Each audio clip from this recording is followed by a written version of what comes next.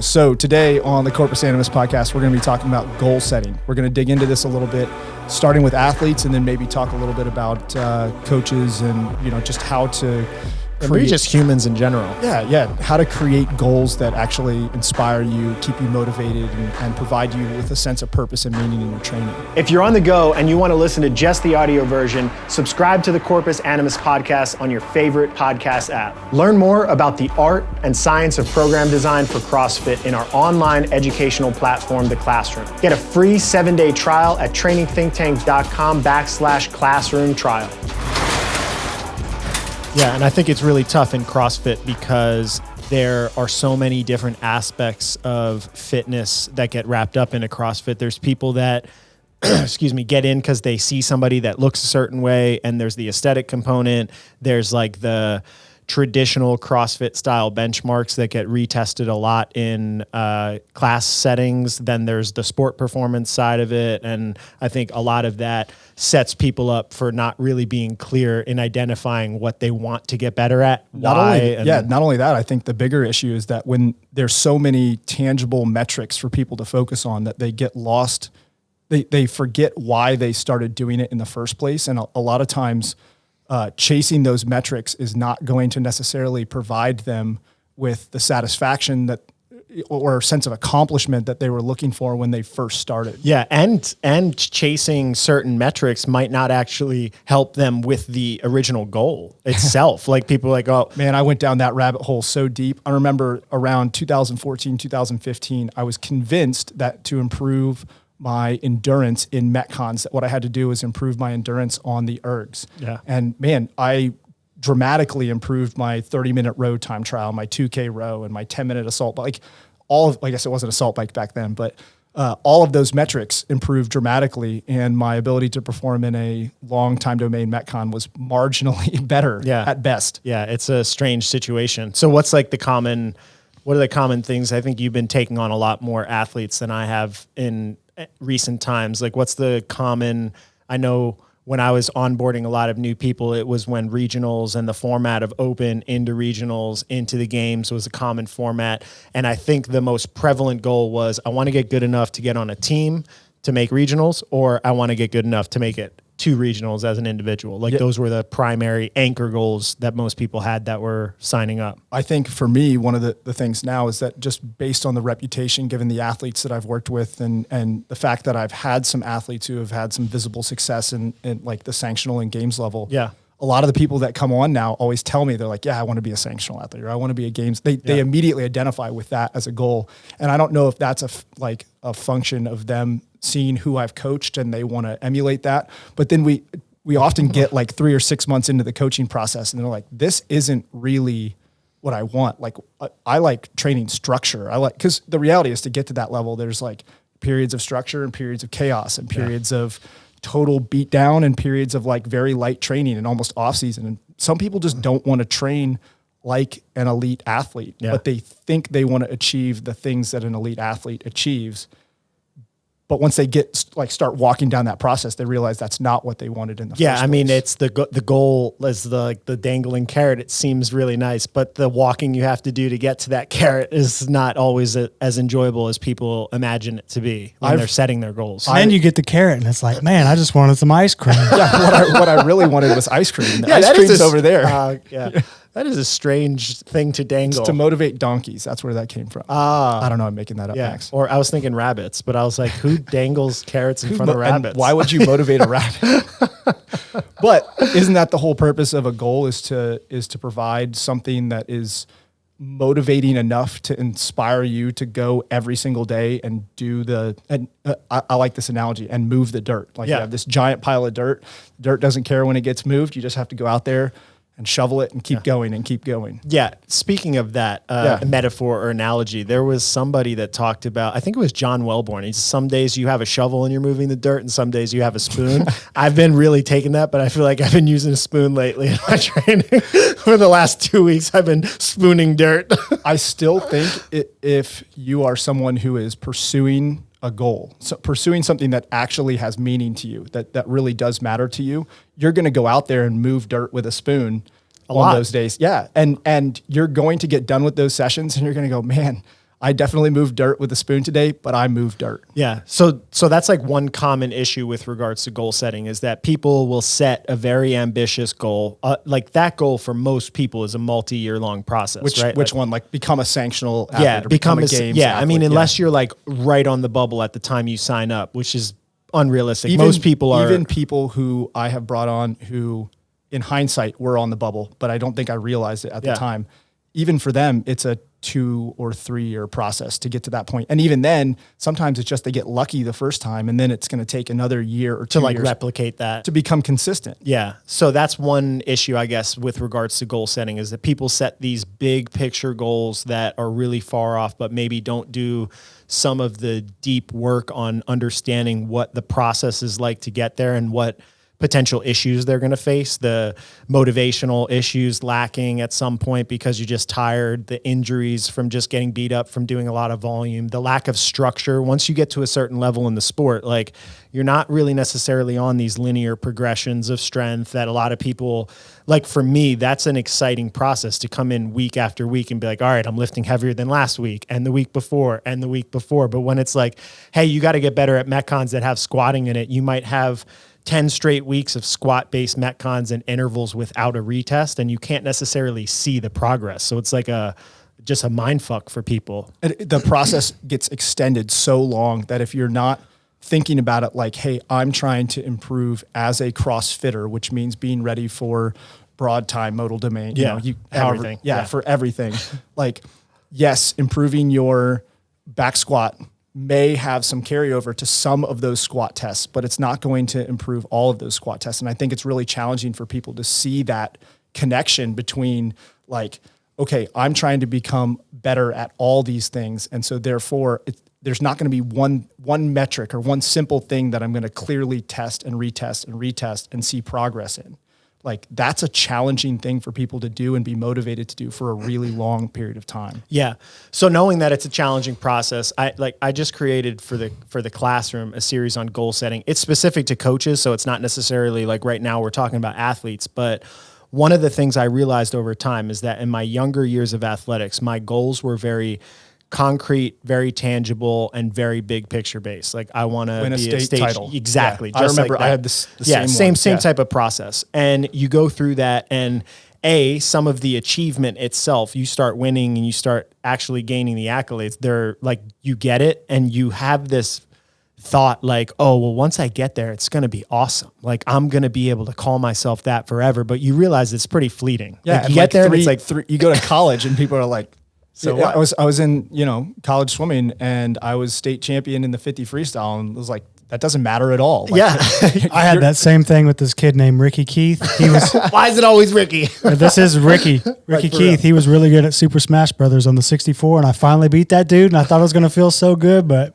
No, hollow victory for Chris. I'm sorry, Chris. Yeah, that's for sure. Very demoralizing thing. There's speaking of swimming, Michael Phelps went through that and talked about it. And there was like a huge mental health campaign after, I think it was the 2016 Olympics or the 2012 Olympics. There's a huge connection between depression and high level performing athletes, especially in the Olympic sports where, it happens every 4 years. And at some point, the mountain that they're climbing just disintegrates underneath them. And there's no more sense of meaning or purpose in their life, and they have no direction and nothing to constrain their action. Like, when you're pursuing a goal, one of the things that having a tangible, concrete goal does is it allows you to wake up and say, no, I'm not going to do these things that are going to detract from my performance. Yeah. I'm only going to go over here and do these things that are going to help my performance. And it helps you justify making those sacrifices.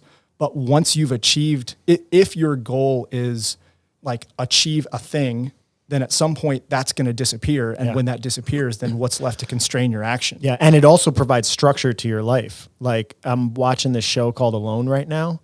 And I started watching that recently too. Dude, really good. Awesome. What's it on? Netflix. It's on Netflix. Yeah. The most recent season is on Netflix. I think it's a History Channel show. Okay. I'm not sure, but I'm watching great. it on Look Netflix. it up. It's You'll fantastic. You'll figure it out. Oh, is this the one where they go live by themselves in the woods? Yeah. Yes. Awesome. But a lot of what they deal with is just psychological boredom from having no structure in their lives. So I think when you get the goal or when you don't have the goal anymore, then you lose so much structure in your day and then you become bored and your brain starts ruminating and creating like its own, and questioning whether the quest that you're on was worth it and all those things. I think, so looking at it, like how do you help people, or how do you help athletes deal with those problems? Yeah. So the first thing that I do, and that I did in that classroom series, is I help people construct a concept of self. And what can you define that a little more? Because I've heard you talk about self-concept a lot. Yeah. And the idea is always fuzzy to me. Yeah. I mean, I think it's a fuzzy issue in general. And it's a hard thing to articulate, but it's essentially, it boils down to who you are as a human. And I think people think that's an easy thing to describe. Like, hey, Kyle, who are you? And you're like, oh, I know who I am. But that takes into consideration what you do for a living, all the people you're connected with, all of your personal habits, everything that you've done in the past, everything that you do in the present, everything that you want to do in the future, the story and the narrative that you construct to make that thing something real and tangible so that you can connect with other people and somehow influence the world. So when you start to think about what am I as a human, it's a really, really, really deep and complicated thing, and it's hard to explain. If it's simple, like, who's Matt Frazier? To you or to me, because we don't know him, he's a 4-time CrossFit Games champion. But I'm sure he would define himself very differently than that. Exactly. Although that probably plays a role in his definition or concept of self. And your goals have to move you towards a better version of yourself, right? Like, so part of would you goal say setting, before getting someone to set a goal, you would have them start to explore like a definition of who they are. Exactly. That's the first step. When I help somebody, and when I was coaching, I didn't really know that I had structure for it, but I would just ask people a lot of questions, and we called it human-centric coaching. So I'm like, oh, I'm getting to know this person, because I know at the end of the day, push comes to shove. Like, if this person comes to me and they tell me, oh, I love food, I love eating, I love going out to restaurants, I love this. And I know, okay, in order for this athlete to be super successful in the sport, they're going to need to probably walk around at 5 to 10 pounds less than they are to be optimal. I have to know that the nutritional strategy and the timing of changing their weight and all of that stuff is going to be influenced by the enjoyment that they have around food. So getting to know the human is a really important part of running the training process. So in the goal setting process, getting to know yourself at a really deep way, like, what have I been in the past that I necessarily might not like about myself and that I've seen my own patterns play out? How do I define myself right now? And then when I look to the future and I try to define who I'm going to be for myself and the people around me, then I can construct a goal that actually makes sense to provide meaning. So that way, when you get there, it's not empty. You realize that it's just a continual ongoing process. Like, all right, I'm going to set this goal of doing X, but then when I get to X, that wraps up into my self-concept and I'm ready to make new goals, and I'm not like, oh shit, I'm empty. I think that also kind of plays into the concept of like defining your why. So you've read, yes, start with what's the point? Yeah. I'm never going to live that down.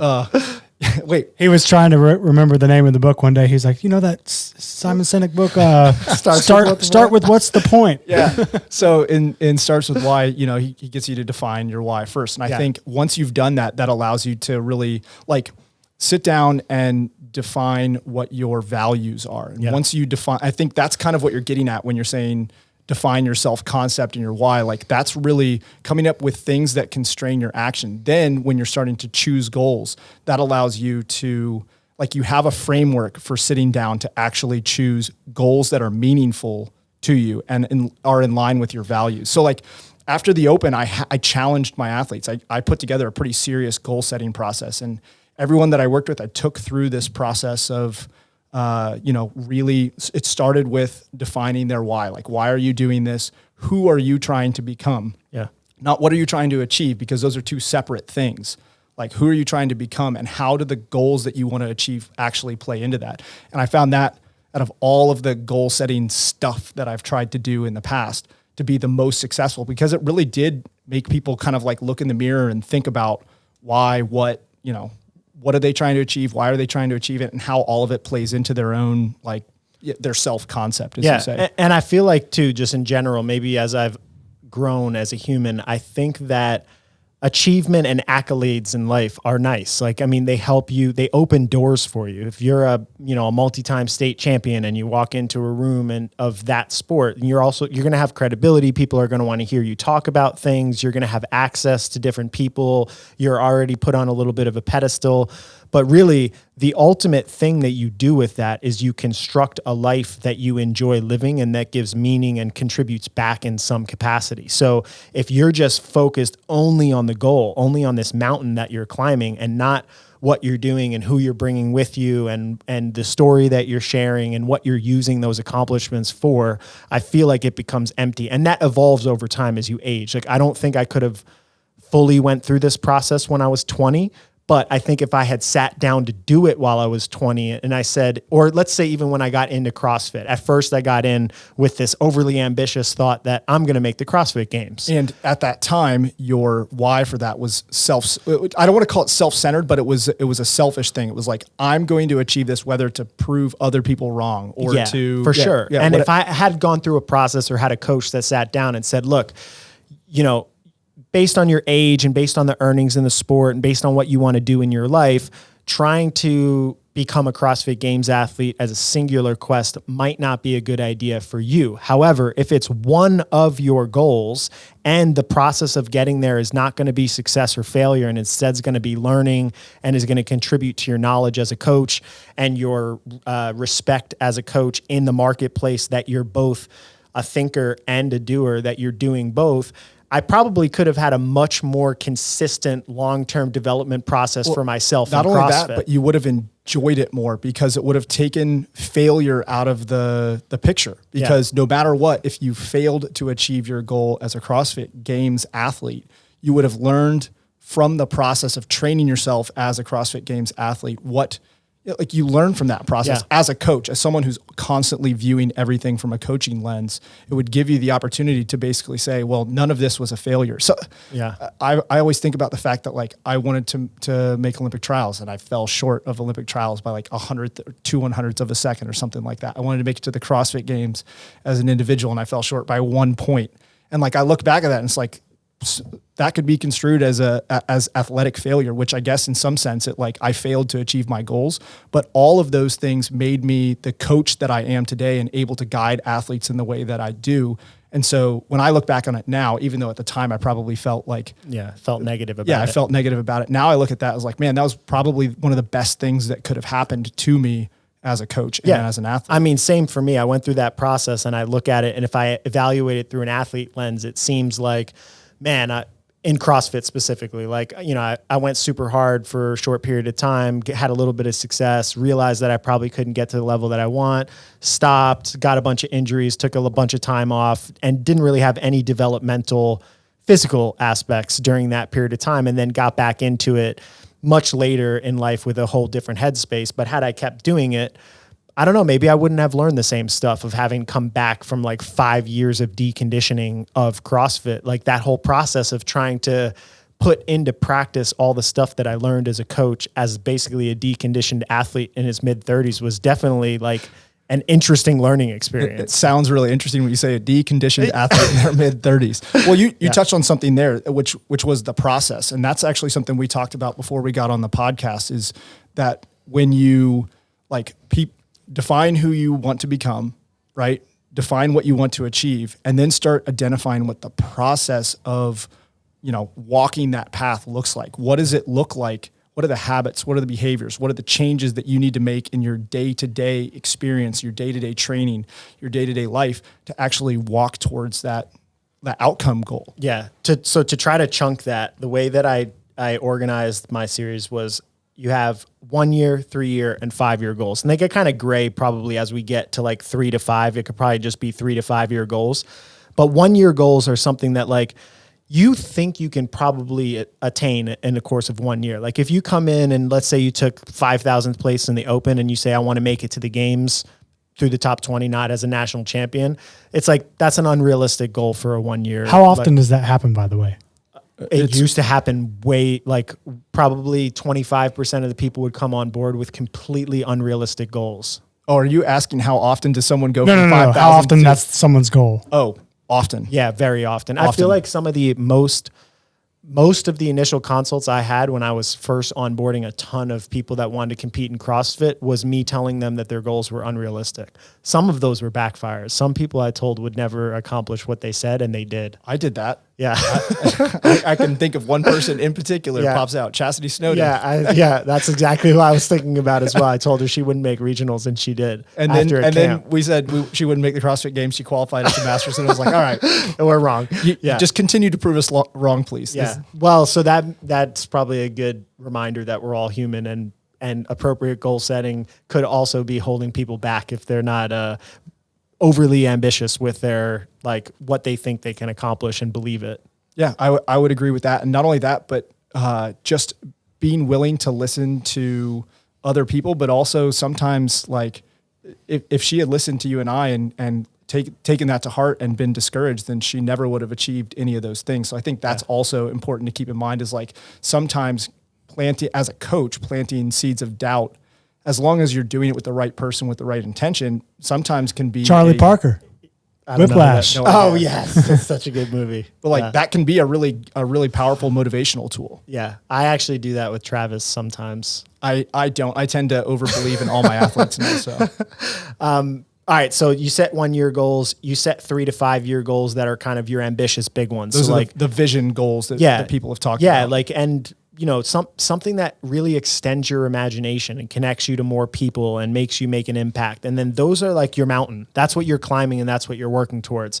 But just saying, I want to be a CrossFit Games athlete doesn't actually move you anywhere closer to being one. You need to find guidance. So you need to... I disagree, Max. If you just repeat the mantra of I want to be a CrossFit Games athlete over and over and over, you'll get yourself much closer. That's what the secret will tell you. No, I think you're spot on. It's like use the goals as a compass, right? Yeah. And then your job is to start drawing the path or work with a coach to help you come up with a path. So the 1 year, 3 year, I look at it like do a goal setting process once a year. Go through a 1 year process and a 3 to 5 year and just continue to go back and review those once a year. But in the meantime, as you're getting to that 1 year, what I have people do is build 12-week process targets, things that they're going to do to take the step. So, okay, step one, set the goal. I want to be a CrossFit Games athlete in 3 to 5 years. All right, well, where am I now? I took 5,000th place. What's a realistic improvement I can expect from year 1 to year 2 or from year to... Might be able to cut that in half. Yeah, so, honest. And you can go look at some data. Like you can go and find somebody that made the CrossFit Games after 5 years and all of the open leaderboard stuff shows their placing from year to year in the open. Like it's a great statistical data set for people that they could actually figure out like, oh, well, this athlete went from, 1,000th place to 700th place from this year to this year. That's a 30% improvement. If I apply that to my 5,000th place, that means I can cut 1,500 places off of my thing. And 3,500th place will be what I'm going to strive for in year 1. Now you have that set up. Now, what are you doing for it? And those are the 12-week processes. Basically, split the year into 4 quarters. And that can be really hard for an athlete to do because one of the problems that they may have is their own personal bias, right? So they can't objectively look at their own weaknesses in the sport. So they say, I want to go from 5,000 to 3,500. And they have a set of things that they think they need to work on, but that may not necessarily be the set of things that they need to work on to move from 5,000 up to 3,500. Yeah. And that's where I think like, yes, having a good goal setting process is important, but also having a good evaluation and assessment process is extremely important as well. Yeah. And to me, that's what the part of your goal as a human when you're doing your goal setting process is to have appropriate process targets to find the guidance you need. So maybe in my next 12 weeks that I'm trying to accomplish that goal, I'm going to spend at least 3 hours consulting with different coaches that are all going to give me a perspective of what I need to work on or give me some sort of evaluation tool. So that way, part of your process is also building the self-awareness of what's required to get there. Because any goal you set, like you don't really know what you don't know about it yet, right? Like, oh man, I've had that conversation with athletes so many times. It's like, they'll be like, man, I feel like I'm training like a sanctional athlete. And it's like, you have no idea what it feels like to train like a sanctional athlete because you've never been a sanctional athlete before. Yeah, and you've never seen the level of volume that they're doing on a day-to-day basis, and you don't know what they're going to feel and what they're going to experience. And like the process of becoming more self-aware of the quest happens from getting into the quest and actually from making the experience. It's experiential. Exactly. It's the wisdom of the process. So I feel like people need to go through that exercise of figuring out, okay, what's my next step? And those are what the process targets are. So maybe some of it is hiring a coach and getting external people. Some of it's video review and looking at your own Metcons and evaluating them. Some of them's practicing competitions, which you can do in the throwdowns. There's a bunch of stuff. Yeah. There's a bunch of stuff that you can do that leads you towards that goal. So the process targets, in my eyes, maybe are more important. There's a lot of times that, like, I just went through this goal setting process for myself to set professional goals for the business and for what I want to accomplish as a coach. And then as an athlete, like with my body, what do I want to accomplish? And I went through that process. And it had been over 2 years since I've done it before, but I always have process targets. Here's my schedule for the day. This is what I want to accomplish in a week. This is what I'm going to do for training. And so I look back and I'm like, oh, I never really had, or for the last 2 years, I might not have had like a formal goal setting process. Right. Specific, concrete, tangible, what am I working towards things? But I was working on processes that were progressing all of the variables that I was looking at in business and in coaching metrics and that athletics. reminds me of something as well is the value of having process goals. So if you have a process goal, like give me one of your daily. An example would be I do movement work at a minimum of 45 minutes every single day. So that is easily like measurable, trackable, and you can have success every single day because I did my movement work. This is the moving dirt, right? Yeah. I went out and I did my movement work. It may not have been the best quality, but I can put a check next to that. Versus I want to win the CrossFit Games. Every day in training, did you win the CrossFit Games today? No? Yeah. Okay, that's a failure. And so one of the things that having process goals allows people to do is build a giant bank of successes. Confidence building. Exactly. Yeah. It's something where you can look back every single day and you're like, man, I've checked all the boxes. I've done all the things that are required for me to actually be moving towards my goal versus I want to be a CrossFit Games athlete. Did you achieve that today? Yeah. Nope. Yeah. Well, I mean, I think that's the ultimate thing. Like you go to a competition or you go to your moment of truth, whatever your moment of truth experience is, whatever it's been building up to, and you know what it is for yourself. Like all of the experiences you've accumulated over the course of the training up to it. Let's say it's a year of investment or 3 years of investment. You're aware of all of it. So if you've been cutting corners, like on assault bike intervals, sometimes stop 1 calorie early and let it roll over. Yeah, 2 seconds early. And I catch myself doing it all the time. I'm not like going to say that I have a perfect personal track record with pushing myself. However, I'm consciously aware of that. And I know if I'm in a race on the machines, like that creeps up it every once in a while. I haven't done all the work. I've cut some corners. And so part of my process targets when I go into training are more about, I don't care about winning and losing today. I care about not accumulating shitty experiences like that are going to undermine my confidence. So again, building a bank of successes so that when you do get tested in some way, shape, or form, that you can rise to the occasion versus falling back onto the habits that you essentially created in training every single day. Yeah, that's a good reminder. I stopped and let the salt bike calories roll over yesterday in my training. Not going to do that again. It's a good reminder, Max. So I think the process targets for me have been more important. And I look at like what has made, Travis or Noah be the two notable athletes that have had the most success at the games that have helped build TTT's reputation and my reputation. And like, what's the thing that they've done aside from like winning experiences that they've accumulated to build their confidence? Yeah, well, those are successes as well. Exactly. You have much less control over those things. Yeah. You have complete control over your process goals. Yeah. You have no control over whether you win or lose because that is outside of your scope of influence. And Noah specifically, he came up here and trained before his second best finish ever at the games when he took 4th. And he accumulated more losses in training. I remember that vividly. Yes. Him and Travis trained every day for however many months it was. And he probably won 10% of the time. Like we went on walks sometimes. He's like, I don't know what's wrong with me. Like, I don't feel right. Like I'm having a hard time keeping my confidence up. And I was like, I'm curious. It would have been interesting to be a fly on the wall in those conversations because that Travis is a training animal. Yeah. And explaining that to another person who is a competition animal, that's hard to understand. Yeah, for sure. So it's not just that they won more in training and that, but I think the thing that both of them would have more was their competitive edge versus other people that maybe just made it to regionals or who are just a little bit lesser than them is consistency. It's just that they're constantly dedicated to the process of training, refining movement, working on their body, nutrition. So even if you lose sight or don't yet have a concrete, tangible self-concept and a goals that's 1 or 3 or 5 years out, like you don't have the ability to create that vision yet, just creating the process orientation for 12 weeks at a time and working towards that, working towards something, staying disciplined to it, seeing what you learned in those 12 weeks, and then refining those 12-week processes actually will probably bring you pretty far in life. I will tell you what. So when we did those, I tell you what. I'll tell you what, man.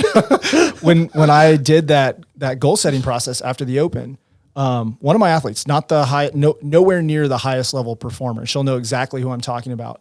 One of the things she said that she wanted to do just by that? No, she'll know exactly when I get to this. One of the things that I said was an option for process goals is before every training session, write down your intention for the session. And she has literally done that for every training session. And her rate of progress has been so far beyond that of my average client. It's insane. And it's not like she's doing anything like really different in training. And it's not like the training structures look all that different than anybody else, but her rate of progress has been far better because she has stuck to that process goal and really just, it's so simple. Write down what your intention is for every single training session and go achieve it. Yeah. Get your success. Yeah. I mean, it's success breeds success, and it happens even in your own head. Like if you feel like you're having a successful experience doing whatever it is you're doing in training, and you compound that over the course of a whole year of time, even if you didn't make that much measurable progress in the gym, which I would find hard to believe that you wouldn't if you did that, you're going to have made so much progress in your own internal self-belief about who you are and what you're capable of accomplishing. I think that's one of the reasons why there's this whole movement of people that get into the fitness culture, like CrossFit specifically was one of them. They fall in love with it because of how it makes them feel as a human. Yeah, like how it makes them feel about themselves. Yeah, corpus animus, the tie of you work on your physical body and the discipline that's required to work on your body. And by doing so, you change your mind and you change your emotions and you change literally how you operate in the world around you. I think that's one of the things that's so powerful about fitness, but the process of setting goals revolving around fitness is that it's something that you can constantly see the progression. But you had talked a little bit about setting goals for coaches. Yeah. And how does the goal setting process for a coach differ than athletes? Because like a coach, they're not trying to be a CrossFit Games athlete. Yeah. Like some are. I mean, Will Morad is. okay, So maybe I'm trying to be a master. No. Will Morad is a CrossFit Games athlete. True. Yes, this is a good point. Top 10. Top 10. Top 10 and CrossFit a Games coach. athlete. So the way that I did it was I basically split people. I said, as a coach, what are you? You're a summation of 3 little sub-identities. And that's just to simplify it. You're probably more than that. But your personal self and your personal life, which is you could do whatever you want and still be a good coach on a personal side. Yeah. And then your athletic self, what your body is doing with training and how you're approaching and understanding physical work. So that's your own practice. Yeah, your own practice. And then your professional self, which is how you are as a coach. And that is different for everybody. Like you work for a training organization. So your goal setting process professionally is going to look different than me, who has to run the training organization. And I have to look at the metrics of the organization, the metrics of earnings for each one of the individuals, versus a personal trainer who's maybe a 1099 contractor who just works at a bunch of different facilities is going to have their own different goal setting process professionally. So a lot of that was starting with create a mission statement. Who's your demographic? Who are you working with? Where are you working with? Where are you delivering your programs to? How are you delivering your programs? What's the problem in the market that you're trying to solve? And basically doing kind of a professional self concept as well. And then that's your mission. And then once you have that, you go through the same goal setting process as an athlete for your athletic self, because like for me, I have physical goals. I don't want to like win the games and define myself solely as an athlete, but I want to definitely want to try and beat me in as many workouts as possible, which I'm making sure doesn't happen. Yeah. That is part of it. Then like where I'm placing in the open, specific performance metrics, movement metrics, golf and learning new skills, like all of those things are things that I think are important to leverage myself as somebody who's like partially a face of a physical brand. So on this topic, do you think it's important for coaches to walk their talk? 100%. I mean, that's why it was mandatory in my goal setting for coaches things. I was like, if you are telling people, which I think you should, like if you're a coach and somebody comes to you, like almost number one thing that you're going to discuss is, what do you want to accomplish? What can I help you with? Are you trying to lose body fat?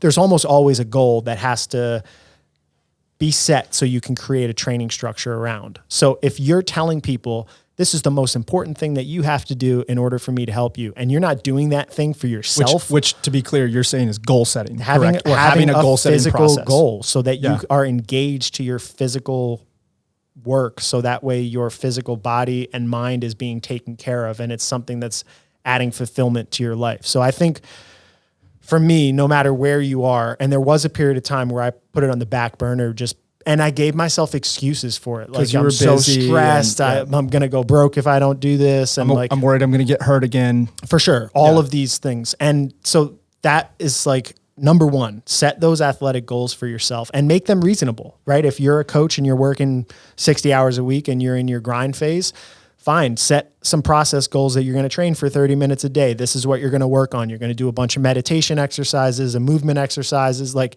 there's so many different ways you can go about the athletic goal setting. It doesn't need to be so many avenues that you can explore in the human body. Like, I know that I took a year off of competing in CrossFit, and what I did was meditation and breathing work. And like, I trained a little bit, I ran and did some stuff, but like, it was just a really good exploration of something that was so different than anything else I'd done up to that point.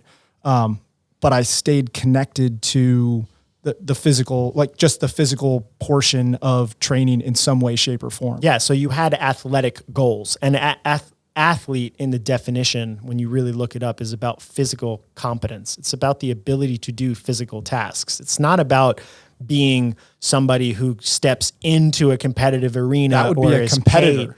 A competitor is someone who steps into the competitive arena. An athlete. So you would define an athlete as someone who like develops their physical competency, essentially. The dictionary would define them that way. So I just take the dictionary's definition. Why is that? Why is that the authority, huh? Why is the dictionary got to be the authority? And as an athlete, you can take your competitor hat off.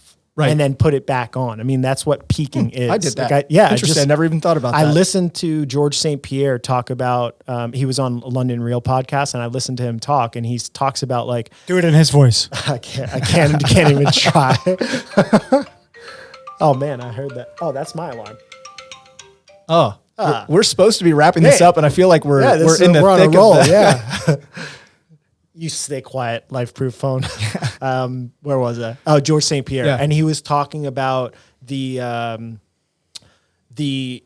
performance shape being so much different than training, but how he still gets after it in training. He's like, I'm not ready to fight right now, but it wouldn't take me that long to get ready for fight because I'm always training. It's just I need to be in the mind state that I'm getting ready for a fight if I want to be competitive. That's a really good point. It's unrelated to goal setting, but man, it's a good point. And I want to reiterate it, that the fact that being really fit and being ready to compete are not the same things. Yeah. I've gone to competitions where I'm super fit, or I've taken athletes to competitions where they're extremely fit and well-trained, but they were not ready to compete. Those are two very separate things. And I think that's important to note that it's true in other sports, not just in ours. Yeah. And I think that's true. That kind of wraps up into the process targets, that if you are getting ready for a competition in your next 12 weeks, make sure that some of your processes are preparing you for competition. No, it's true, because I did Smash Brothers at home that year. And I was. Did you do it solo and in a group? Well, here's the thing. And with Ricky? No. This was at the house, at my crib. And I had my remote controller, which was crispy clean, perfectly clean. And I was picking Pikachu, and I was kicking ass. I was beating everybody's face off. Ooh. But then you get to came out wrong. then you get to Ricky's house, and his remote, has that pizza grease on it, and he's farting up the room, and like it's just The a different environment game. changes. Different game. Yeah. Wisdom of Chris's Smash Brothers dominance. All right. Any Max? Any last thoughts on goal setting to wrap this up? I don't think so. Other than it's important. Yeah, I mean, I think it's a super important process at first to really go through an introspective process of who you want to be and what you want to accomplish and who you've been in the past. And if you're really young, you might not spend too much time on what you've been in the past, maybe focus on the present and the future. But as you start to get older, looking back at your past and your patterns is important. And I think it's really important for people to understand that the champions that you look up to, even like somebody like Noah or somebody like Matt Frazier or Rich Froning, they can be very singularly focused with regards to competition being about winning and prize money and prize purses and all of that type of stuff. But when they first got into the quest, it most likely wasn't about that. Like I can only speak to Noah specifically because I've coached him, but it was about the people that he looked up to at Peak 360 and Guido and putting on muscle and being part of the upper echelon of athletes that were involved in CrossFit at the time. And it was the love of the process and the chase and catching up. That was what drove his ability to stay consistent and love the process so that he could eventually become what he is and take second at the games. So you're saying that it was something bigger than the outcome goal. For him, it wasn't just this single-minded chase of the CrossFit Games. It was exactly something that it tied in community and other people and his own ego. In some and sense, what he was doing in school. He was in school for exercise science. So he might not have went through this process himself at that time. But if you're trying to back engineer and accomplish something and build a life worth living and meaningful, I think you should go through the process of self-analysis, self-critique, building self-awareness, building a self-concept, constantly coming back to that so that way you can share your story and you can actually have something that your accomplishments mean something for, instead of just accomplishing something and being like, all right, what's next, right? Which is what some people go through. So I would say do that, then set your 1 year, 3 to 5 year goals. The more concrete targets. Concrete targets, and then build a process to make it happen. That'd be my spiel. I've got nothing to add. I got to that, two Max. recommendations. All right, Chris has got something. Atomic to add to Habits book, the James Clear book. It's probably my favorite. That's a good one that I've read on this kind of stuff. And then a song recommendation, Miley Cyrus, "The Climb" from the Hannah Montana soundtrack. I don't know that one, but You're about to go train to I it. am about to listen to it. All right, guys. Thanks for Oh, and tuning check in. out the Classroom for the Classroom series, goal setting for coaches. If you want to go through a process, hear my goals, see how they're written, see how I would try to coach coaches to be able to do this for themselves. Check that out. There's lots of stuff in there. You can get a free 7-day trial at trainingthinktank.com/classroom trial. Let's go.